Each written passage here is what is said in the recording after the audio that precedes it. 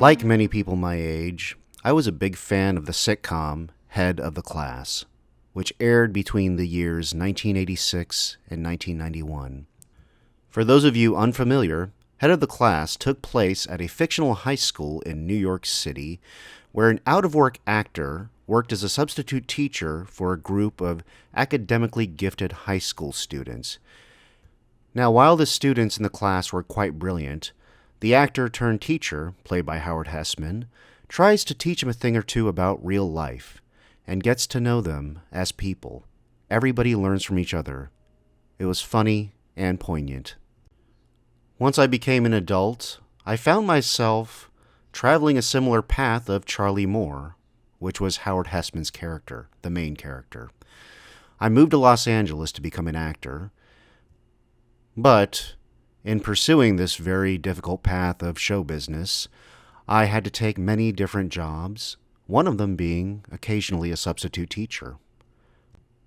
Now, I don't pretend to be as inspiring as Charlie Moore, but I had a good time. I enjoyed interacting with the students. I felt like I was doing some good in the world.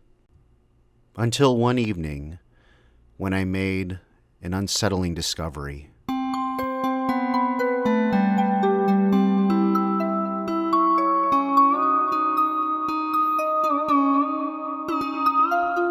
I was assigned to substitute teach for one day at a school in Burbank, California, which coincidentally is the city in which Head of the Class was filmed. Earlier, I had left for the day, but I'd forgotten my sport jacket in the classroom. I had a date that evening, and I did not want to look sloppy, so I went back to the school to see if I could get my jacket. Unfortunately, it was late, the school was closed, and it was dark outside when I made the realization about my jacket. But I tried anyway. I went back to the school, and I drove up and parked, and the school was completely dark. Maybe it's a lost cause, but I should at least try, I said to myself. So I went up to the door and knocked. Nobody answered. However, the door opened. It was unlocked.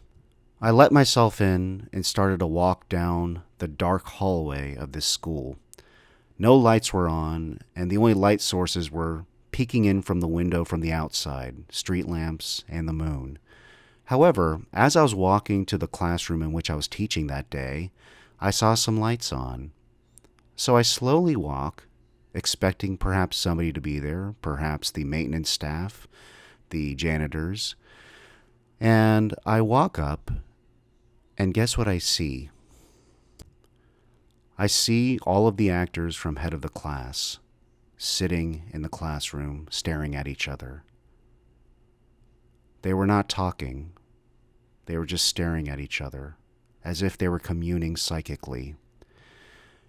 Even deceased actor William G. Schilling, who played Dr. Principal Harold Samuels, was in the classroom.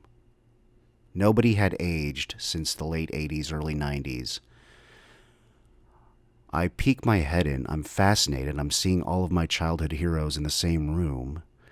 Then all of a sudden, the character, Janice Lazzarato, the child prodigy, played by Tanis Valelli, walks up to me and says, "You're not welcome here. We're filming."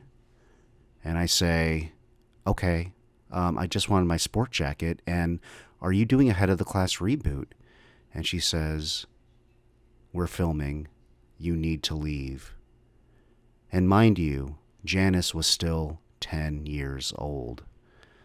So I'm still fascinated. I'm still nervous. I'm a little unsettled, but I need my sport jacket.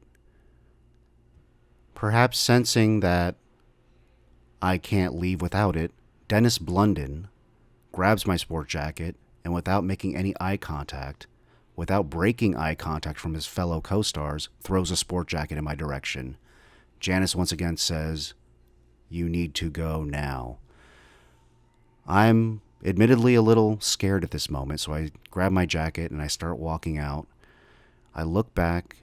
Janice is staring at me in the middle of the hallway. And even though it was dark, Her eyeballs looked like they were on fire as they were searing into me as I was walking away.